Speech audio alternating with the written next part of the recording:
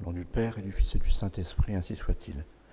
Chers fidèles, j'ai la joie aujourd'hui de vous parler des retraites spirituelles et spécialement des exercices de saint Ignace de Loyola.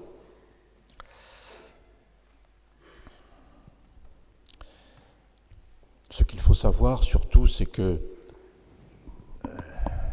saint Ignace, déjà converti par la lecture des évangiles et par la lecture de la vie des saints, se retire dans une grotte à Manrèze. Et là, il a la faveur d'une visite de la Sainte Vierge.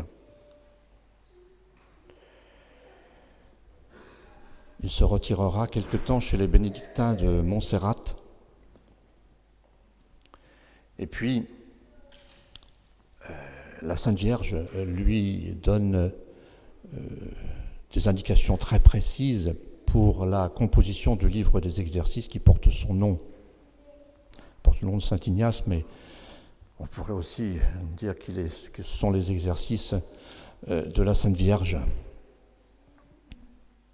Nous savons déjà que au Cénacle, avant de recevoir l'Esprit Saint, Saint Pierre, qui avait renié son maître, qui avait été accueilli, nous dit le Père de la Chevannerie, avec son talent habituel, par la Sainte Vierge. Ensuite, venant demander pardon pour d'avoir renié son maître quelques heures auparavant. Donc, au Cénacle, il y avait la Sainte Vierge. Et probablement Saint Pierre alla demander à la Sainte Vierge comment il devait faire pour se préparer à la venue du Paraclet qui leur était promis à lui et à ses compagnons dont il était désigné pour être le chef.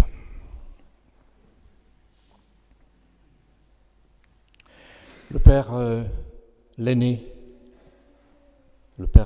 premier successeur de saint Ignace à la tête de l'ordre des Jésuites, a affirmé très clairement que saint Ignace avait reçu de la Sainte Vierge le livre des exercices. Non pas imprimé, mais voilà. Et tous les papes, enfin spécialement Pie XI, alors tous les papes ont recommandé le livre des exercices de saint Ignace, mais Pie XI a affirmé a confirmé ce que le Père Lenné avait lui-même affirmé. Ce pape a donné 2 encycliques pour recommander vivement, très vivement, l'usage des exercices de saint Ignace.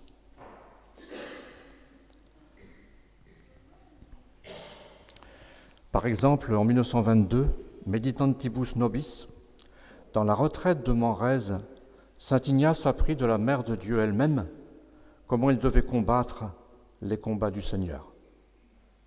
Ce fut comme de ses mains qu'il reçut ce code si parfait.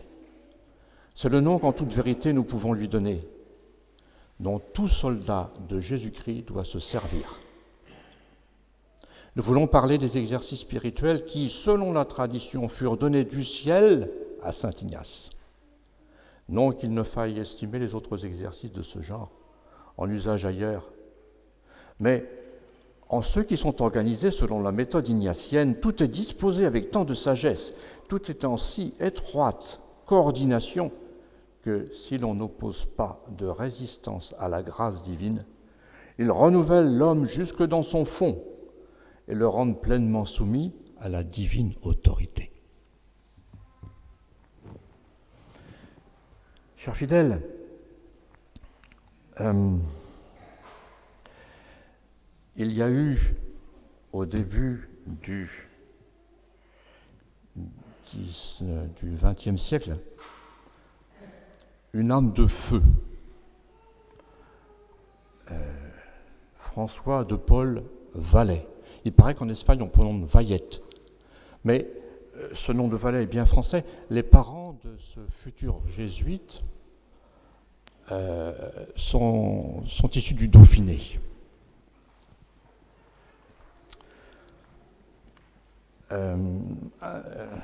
sur le point d'avoir ses grades d'ingénieur. Le père Vallet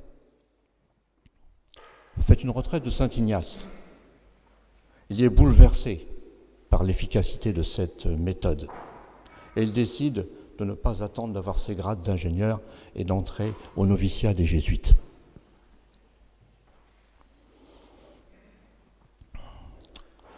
Pendant sa deuxième année de noviciat, il obtient des supérieurs la permission d'organiser des retraites dans ses temps libres.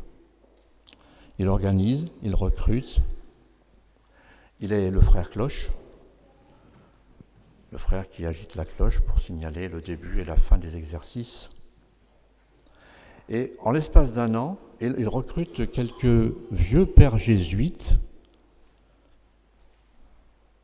et qui donnent les instructions et qui donnent les sacrements. En l'espace d'une année, le jeune novice fera faire la retraite à 1200 hommes.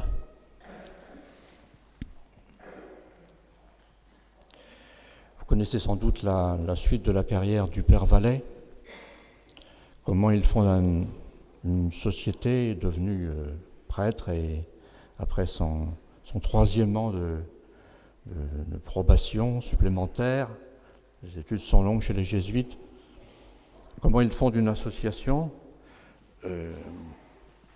l'œuvre des exercices paroissiaux,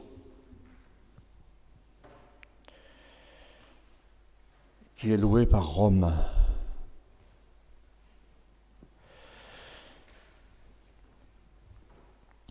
Ensuite, sachant que les exercices sont donnés qu'en 30 jours, 10 jours, 8 jours minimum, il a déjà composé sans doute déjà un comprimé des exercices en 5 jours. Il demande la permission à ses supérieurs de quitter l'ordre pour fonder une congrégation qui sera vouée à la prédication des exercices en 5 jours. Pourquoi 5 jours? Parce qu'il sait que les employés et les ouvriers espagnols n'ont pas le moyen de trouver 8 jours pour faire une retraite. Le père Vallet s'installe dans le Dauphiné, dans la terre de ses ancêtres, à Chabeuil. Et il est rejoint en 1937 par un curé de paroisse marseillais, le père Bariel. Celui-ci a envoyé ayant entendu de quelle renommée jouit le père Vallet, il a envoyé des paroissiens à Chabeuil et ils sont revenus complètement transformés. Alors il décide d'aller lui-même faire la retraite et puis il décidera de quitter sa paroisse avec la permission de son évêque pour se faire coopérateur paroissial du Christ-Roi. Il a lui aussi une âme de feu, et j'en parle avec émotion parce que j'ai été, on peut dire, son disciple, comme beaucoup d'autres séminaristes d'Icône.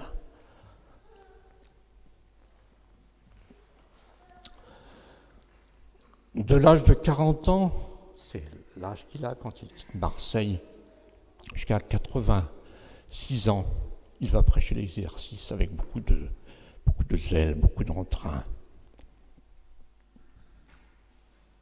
Ici, au prieuré, il y a 2 hommes qui ont bien connu le père Bariel et qui m'en ont parlé beaucoup, avec beaucoup de reconnaissance. Ils sont défunts tous les deux, ils étaient grands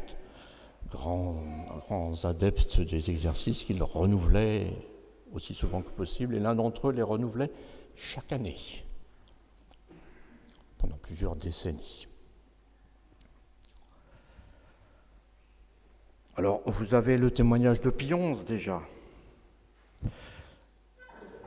Et je vous conseille vivement de faire l'expérience vous-même.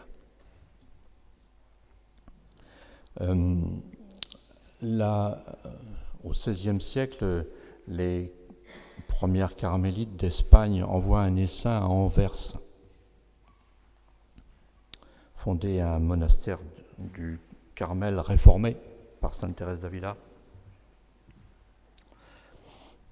Et la bienheureuse Anne de Saint-Barthélemy, qui est alors la prieure, est avisée de façon mystique que la ville d'Anvers est menacée. Le prince d'Orange, prince protestant des Pays-Bas, va venir essayer de prendre la ville, qui est située dans l'actuelle Belgique, vous le savez. Et elle se met en prière. On la trouvera dans la chapelle en pleine nuit, les bras levés comme Moïse. Et on apprendra ce qui s'est passé. La flotte de Guillaume d'Orange est partie vers le port d'Anvers et une bise glaciale venant de l'Est est venue prendre enserrer les cordages dans la glace qui ont été brisés net. Ce fut la déroute de cette flotte de Guillaume d'Orange. Cet événement survenu au XVIe siècle est prémonitoire de ce qui se passera pendant tout ce siècle sous l'impulsion de deux jésuites fameux, le bienheureux Pierre Favre en France et Saint Pierre Canisius dans les pays germaniques. Des abbayes allaient passer au calvinisme, des contrées entières allaient passer au calvinisme et au luthéranisme. Et ces deux saints, par la prédication des exercices, ont sauvé toutes ces contrées-là. Alors, fort de cette expérience que nous donne l'histoire, eh bien, nous essaierons nous-mêmes de pratiquer et de refaire toujours les exercices.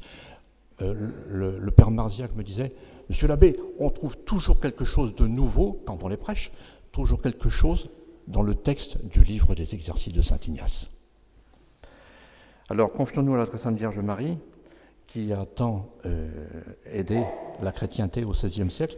Non seulement des contrées catholiques ont été sauvées, mais encore les pères jésuites sont allés dans des contrées très lointaines, en Asie, comme saint François Xavier, ou ailleurs, dans l'Amérique aussi. Et ont reconquis, au bénéfice de l'Église, des populations qui sont venues remplacer celles qui avaient été contaminées par l'hérésie. Ainsi soit-il. Au nom du Père et du Fils et du Saint-Esprit, ainsi soit-il.